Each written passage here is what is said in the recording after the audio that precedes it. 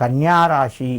ఈ రాశి వారికి రోజు కొంత వ్యవహారాలు చక్కబడతాయి, పరిస్థితులు అనుకూలంగా ఉంటాయి, ప్రయత్నాలు ముందుకు వెళ్తాయి, ఉద్యోగస్తులకు కొంత కలిసి వస్తుంది, కుటుంబం లోపట శుభకార్యాలకు సంబంధించినటువంటి ప్రస్తావన మీ ముందుకు వస్తుంది, దూర బంధువుల ద్వారా కొంత సహాయాన్ని కూడా పొందుతారు, వారి యొక్క సలహాలు మీకు సకాలంలో అందుతాయి, వ్యాపార రంగంలో మీకు కొత్త పెట్టుబడులు పెట్టే అవకాశాలు వస్తున్నాయి, జాగ్రత్తగా ఆలోచించి పెట్టండి, దానివలన కొంత కలిసి వస్తుంది.